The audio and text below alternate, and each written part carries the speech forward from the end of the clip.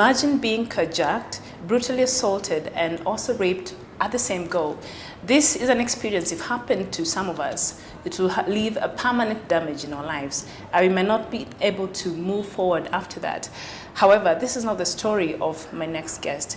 After going through a harrowing rape ordeal, she was able to rise above her trauma, and today she uses her experience to create awareness on sexual violence. Thank you for joining us. Wangu Kanja, welcome to the show. Thank you. Glad that you could find time to be here. I know you're a very busy person. Yeah, I'm glad to be here. Yeah. So now, before we talk about the Wangu Kanja Foundation that you started, could you kindly take us back to the unfortunate day in 2002?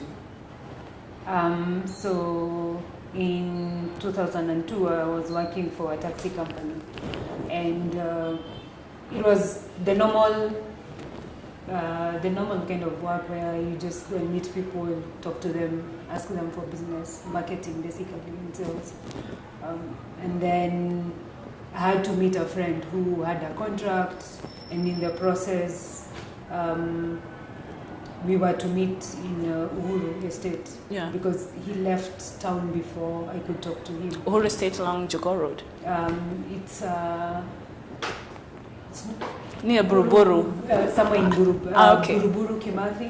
Okay. It's actually Uhuru, it's Uhuru Estate. Okay. Where we met, we finished our discussions, and then when I was about to go home, it started raining. And he was like, you know what, it doesn't make sense for us to leave. So let's wait for the rain to stop. And then I'll drop you home either way because I have a car. And I was like, okay, sure, why not? So at around 11, he told me now I can drop you. Is it 11 p.m. or? 11 p.m. Okay. He told me, but we need to pass by my house so that I can pick up a jacket or a sweater. And I was like, sure, because we are... You're two? We are three. No, you're three now plus he's driving. Three of us, and we are driving. Yeah. And then, because during those days, a lot of insecurity. So when we stopped at his house, we didn't notice that there was a car that was following us. A car has been trailing you guys. Yeah. So when we stopped, we saw just guys kept coming out with long jackets and guns. They told us we give them our valuables, and then we move to the boot, so that we can, the three of us can actually try fitting ourselves in the boot. But the three of you in a boot. Yeah. So it jumped. Okay. We could not close. Okay. So we went and sat on the back seat.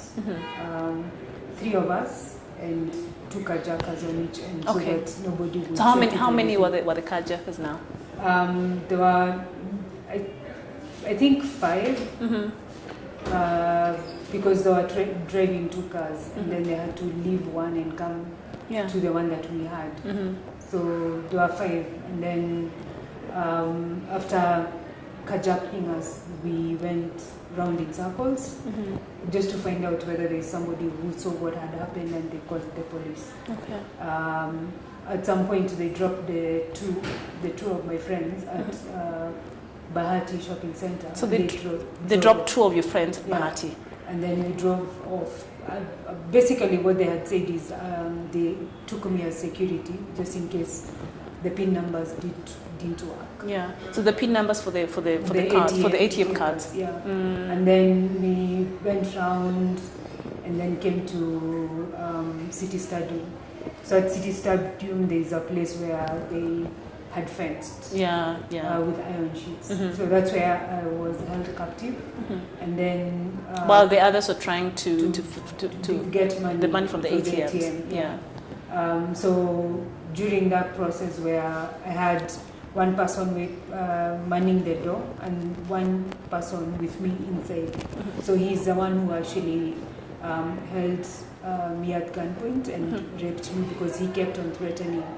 And I kept on saying no, but at some point he removed a bullet and gave it to me and told me, if you don't do what I'm asking you to do, I'll shoot you. So I didn't have a choice. Yeah. Those are situations where you can't negotiate. No, you can't, because your life is already in danger. Wow. So how long did it take you to heal?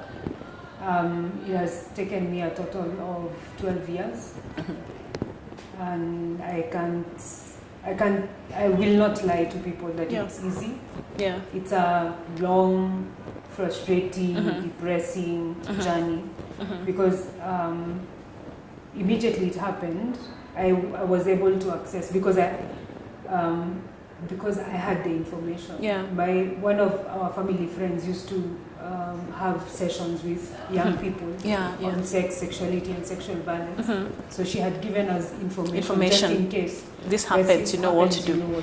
So what happened immediately after that? So I knew that immediately when such a thing happens, I need to present myself to the police, to hospital. Oh, to hospital first. Yeah, of course. So that they can actually take the measures of you contracting HIV or conceiving. Yeah. By giving you post-exposure prophylaxis. It's a combination of different medicines, ARVs, antibiotics, and emergency contraceptives, so that they can address whatever sexually transmitted infection that you might have caught at that particular time. So I had the information. What I did is I just went home because I felt like really dirty. I wanted just to scrap off what I was feeling. So I went home, and which is wrong. After the hospital or before the hospital? Before the hospital. So you washed off the evidence? Yeah, because that's how I was feeling at that particular time, but it's not the right Of course, out of the confusion and, you know. So I took a shower, went to hospital.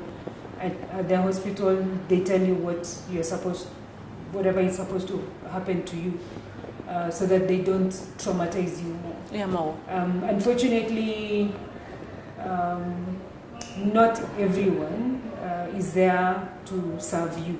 Yeah. But they serve their purposes by asking you, are you sure that you're raped? You're just saying. In hospital? Yeah.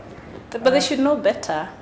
We are all human beings and ethics to different people. Nobody will just go to a hospital and claim they've been raped. But keep in mind that all of us have been socialized in a different way. That is true. And culture and tradition actually rationalizes, condones, and justifies violence. Yeah. So we have women who actually, if they hear somebody has been violated, they're the ones who actually are first to judge you. What was she wearing? Or which company were you keeping? Or you went out with a man and you decided that you're going to have sex with him, but you changed at some point. So they justify using all manner of excuses. Yeah. So have you been able to rise above the trauma that you went through that day? Yes, I have. But one of the things is in the process, you actually hit rock bottom. Because I hit rock bottom, I went into depression for 2.5 years. And coming out of that actually took, I think, God's hand to get me out of that. Because it was one of those low moments. Of my life. And we'll talk about it in a bit. But after you went to the hospital and then you went to the police station to report.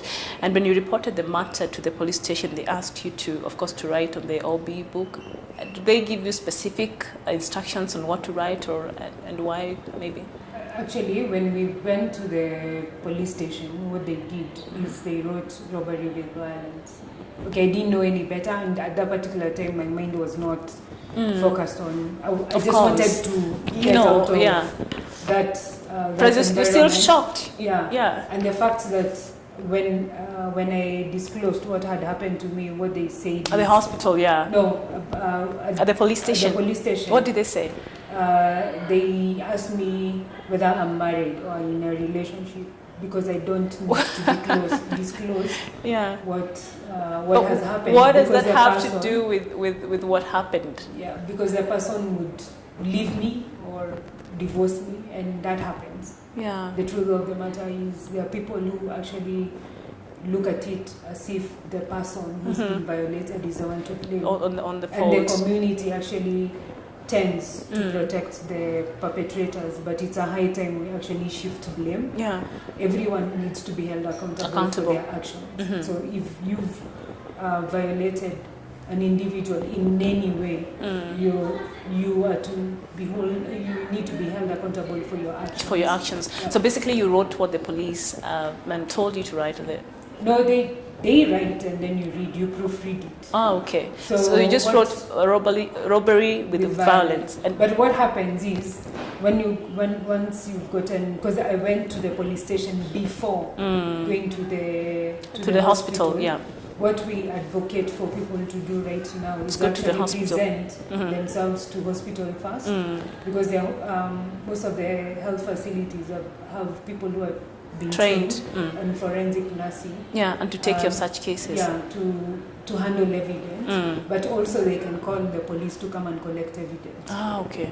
So from there, once they've given you a medical report, you can go to the police, and then the police at the police station, they will use the medical report to charge the person on the findings from the hospital. Okay. Then that will be used in court. So did they finally write the rape? You didn't include part of the report? No, and I didn't want to pursue it because I know the legal system is just... And then you see, after all, they've told you that you shouldn't say that because of this. So you're already afraid even because of the stigma and maybe the challenges that will come with that. Because we are always condemning, discriminating the survivor or the person who's been violated instead of changing our focus on the person who has perpetrated the violence, who needs to be held accountable, and he's the one on the wrong. Because you can't start justifying when an adult has abused a child, and you start saying the child called upon it. Violence is violence. There's you can't justify. You cannot justify that. So now it took you a while before you could get like psychological counseling professionally, and at that time you turned into alcohol and basically you became alcoholic. And you said a while ago that that's maybe the time you hit rock bottom. Yeah, that's when I went into depression. So what was your thought process at that time? For me, I was looking for an easy fix, like I was running away from the reality. And that's not the way to go, because even right now, currently, there are people who are alcohol, using drugs, being promiscuous, or engaging in prostitution, because that's the only way they can numb their pain. Because using, trying to use such avenues is for you are running away from the reality, and then you are numbing your pain by doing something that you know is very right, it's not right, but at the back of your head you're like, I don't have a choice. So how long did that take place before you finally for the 2.5 years? 2.5 years, and then it got to a point where I was like, you know what, I'm tired. I need to get your life together to move forward. I'm going to move forward, but one of the things is you need to start the conversation. But you need to start the conversation with somebody who's not going to stigmatize you, who's not going to look down on you, and also someone who will walk with you through the journey, because it's a journey. It's a journey. It's a long journey for that. It's not a one-day event. Affair. And trauma affects different people in different ways, because the background of socialization, your upbringing, all those things actually make you actually construct you in a certain person way. That you are. So trauma affects people in different ways. All right. We'll take a short break and then we'll come back, and now we'll talk about the Wangu Foundation that you started, and you'll let us know more about it. In case you're joining us, my guest today is Wangu Kanja from Wangu Kanja Foundation. She survived a horrifying rape ordeal, and of course it took a while before she got help, and after she got help, she uses now her experience to try to create awareness on sexual violence, and also just inspire other people who maybe have gone through the same experience and see how they can get help. Stay with us. We'll be back in a bit.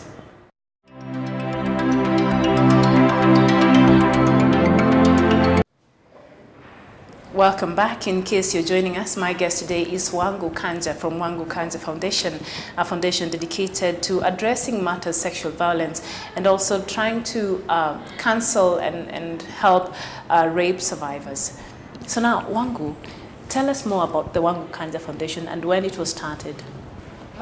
So Wangu Kanja was born by rape ordeal in 2005. It's a non-profit, not for profit, but also not a political institution. We're tired of the politics. We have enough of that. So what we do is to working towards a society that is free from any form of violence, but with a focus on sexual violence, because sexual violence destroys someone or takes away their dignity. So we are working towards restoring the dignity of survivors and their families. Yeah.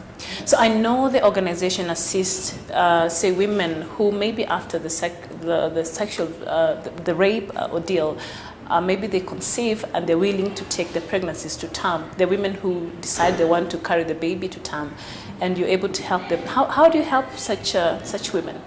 Okay, before I answer your question, is we do not discriminate. So our organization is open for men and women both, and children, because sexual violence does not discriminate. Everybody. It affects everyone. And then 2, we offer medical, psychological and legal redress for survivors of sexual violence. Coming to your question, one of the things that we actually advocate for is anyone who has gone through any form of sexual violence or gender-based violence to present themselves in hospital within the first 72 hours. One, because the HIV virus takes 72 hours to get into your bloodstream. And then 2, you might conceive immediately because the person might not have used a condom. And then, in most cases, they really don't. And then for us to be able to actually address all those issues in good time, we recommend people to go to hospital as soon as they can. And one of the things is, do not be afraid, because your life depends on it. Because if you don't go, chances of you conceiving is high. Chances of you contracting HIV is high. So you will be addressing 3 issues. You are raped, you conceived, and you contracted HIV. Wow. Which we've had quite a number of clients coming in those with those 3 situations. 3 cases. And it becomes complicated. Now it's because it's like when they're going for counseling, it's like peeling an onion. You have to peel every slowly. And it takes time. But if you present yourself to the hospital or a health facility as fast as you can, then those issues can be addressed then. We've taken quite a number of women or girls who've conceived through counseling sessions and given them information. But 2 things. One, it's upon the person, the individual, to make the decision, whether they want to keep the pregnancy or not. But 2, keeping in mind that abortion is illegal in Kenya. The only person who has authority to terminate a pregnancy is a doctor. Is a medical practitioner. After they have identified or they've done tests and decided that the mother's life is in danger. That's the only time they can actually terminate. But true. The truth of the matter is, if you get someone to support psychologically, you can carry the baby to term, and you can love that child as any other child who came. And even if you're not able to, maybe you didn't want another child, you can give it up for adoption. Is that an option, maybe? It's also an option because we have adoption agencies. Okay. You work together with adoption agencies. All right. So you say, and I quote, the biggest challenge is the silence of victims who view rape as shameful and refuse to open up. Why is talking about rape still have a stigma and considered a taboo in our society today? Culture and tradition. If I can ask you, your parents, when you're growing up, Did they talk to you about sex? No. Did they talk to you about your menstrual cycle? No. All those They're just telling you, okay, now you need to stay away from that boy. Yeah. But they're not telling you why and why the dangers and you know what happens. They don't really tell you. Yeah, because we've grown up knowing sex, sexuality, and sexual violence are topics Taboo, not to be discussed openly. And then to be discussed by young people, or let's say people who are not in a marriage situation. Yeah. And that's where we go wrong. So we need to actually start having a conversation, open conversations with children, because we've discovered even children who are 7-year-old are engaging in sex. And even if they're not, they know they more than know we what's give happening. them credit to. And then the way our houses are structured, they're very like compact, so you can actually hear what's happening in the next room. And so that by itself already predisposes the child to sex very early. Yeah. Okay. So we need to actually start that conversation, and it's one of those things that, with emphasis on, we need to have the conversation, because if we don't, things are getting out of hand. Yeah. And then we will not be able to contain what is coming, because right now we have so many people who in the past have gone through sexual violence, presently are going through, and in the future we will have some even in relationships. Yeah. It happens. I was talking to a lady here the other day, and they're saying even the cases of rape in marriages, in relationships, is in the increase. It's only that people don't talk about it.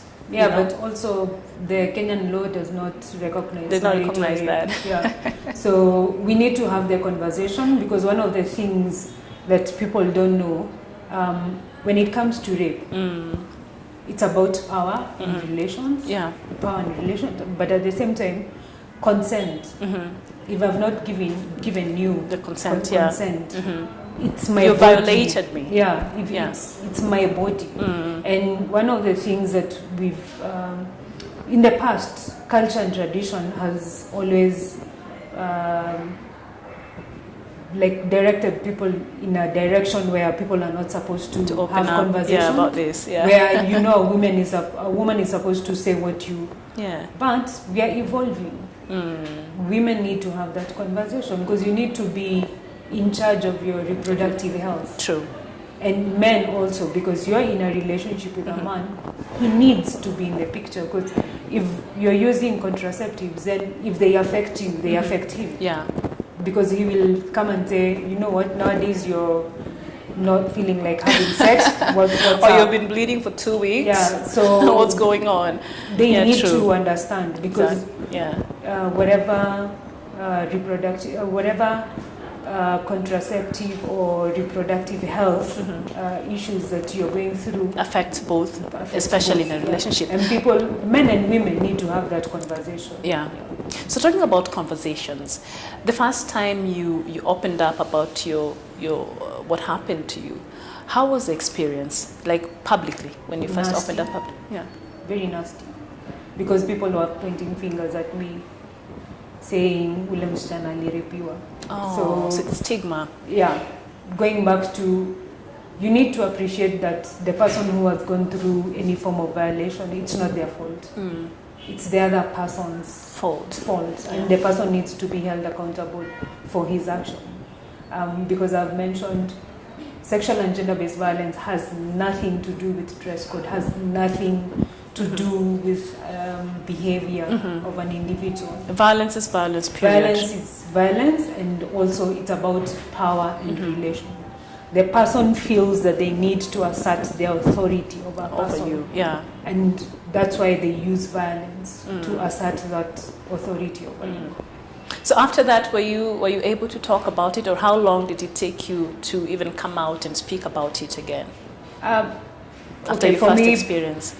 During the depression period, I actually made a decision that enough is enough. I need to come into terms with what happened.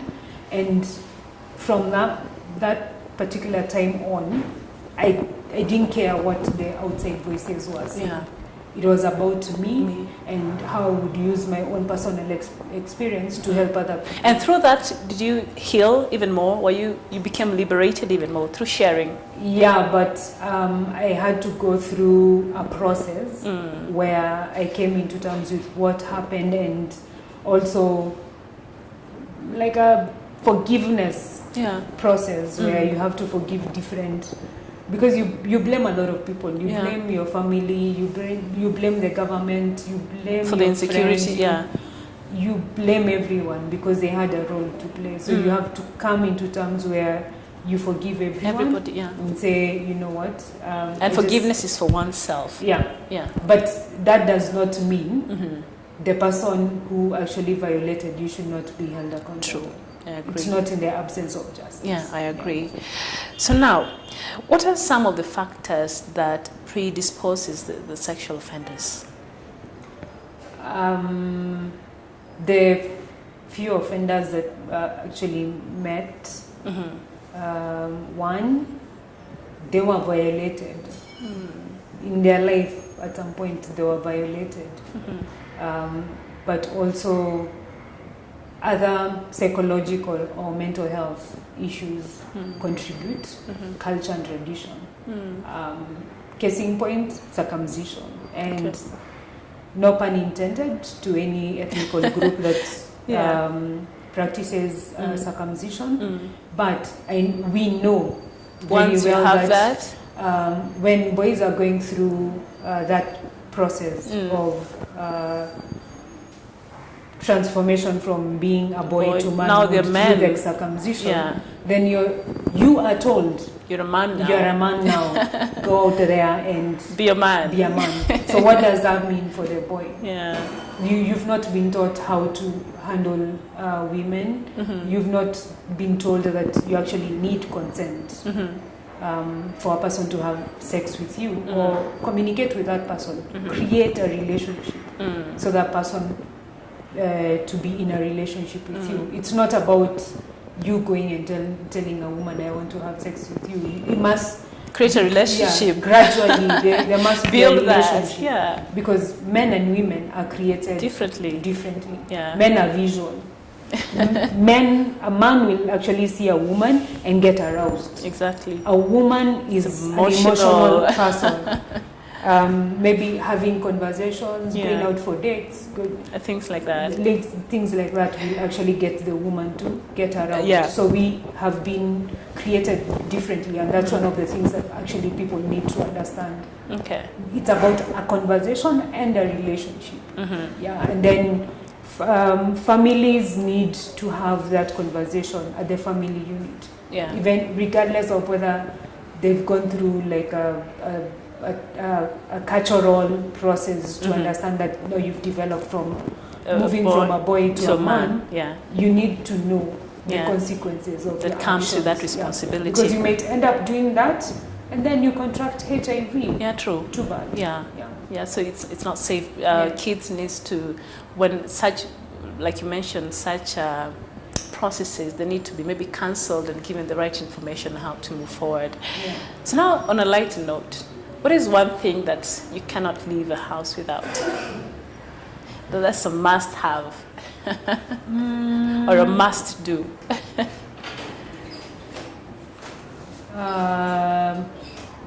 I don't know. Maybe my bottle of water.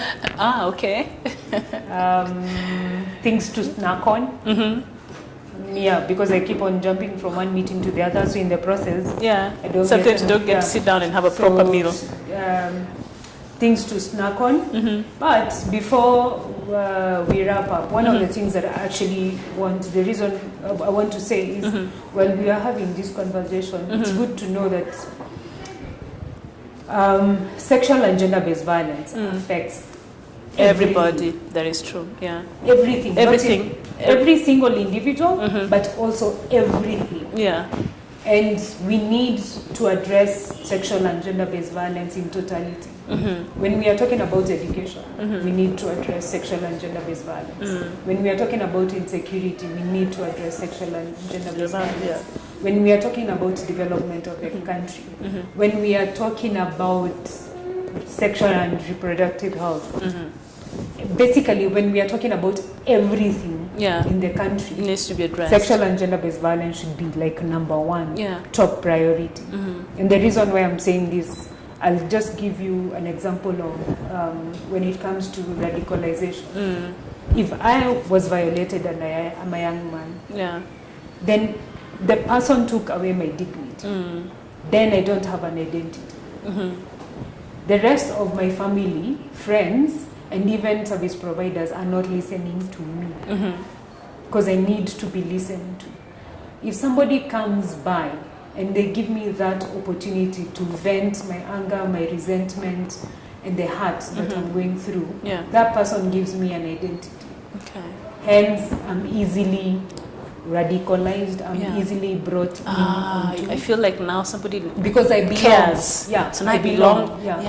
So that's why I'm saying every single conversation that we are having, sexual and gender-based violence must be number one, because hurting people hurt others. Yes, true. So if we don't address that, the hurt, then it means everyone in the community will be affected. Will be hurting, and in a family, if one person is affected, everyone the is rest affected. of us, and true. It might be emotionally, psychologically, and also financially. Even physically sometimes. So we need to actually, as a country, to start that conversation, and that's why I'm saying we need to start the conversation now, and people should stop being afraid of talking.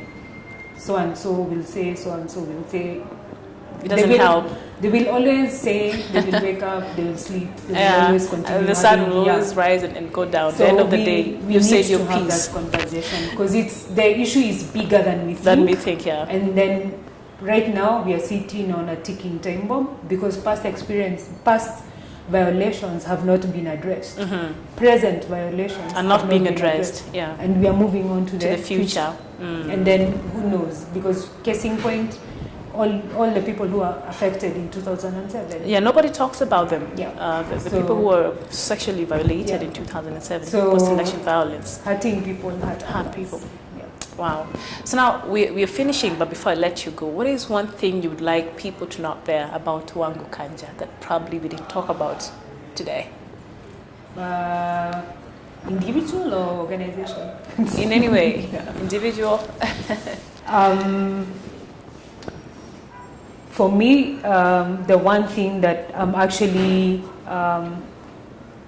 very grateful for is I can use my own personal experience to help other people, because I can see, I can feel the pain that specific individual is going through, and also the family is going through, because issues of sexuality and sexual violence is not an easy topic to have, but at the same time, there is hope. You can heal, and you can come back to your normal self and even be a better person. And for me, you can reach out to Wangu Kanja Foundation. We can help you through your healing process. For me, hope is one of the things that just keeps me going every single day. Although there are times that I would want to just give up because things become too complicated. So Wangu, it was really a pleasure having you here today.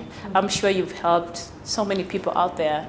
You know, some of these things, something like that when it happens, people get stuck and they don't know how to move forward with their lives. So hopefully someone has been inspired out there. Now you know where to go. You can look for Wangu Kanja Foundation in case you've been violated, or even for more information in case you know somebody who needs help, and they will be happy to help you.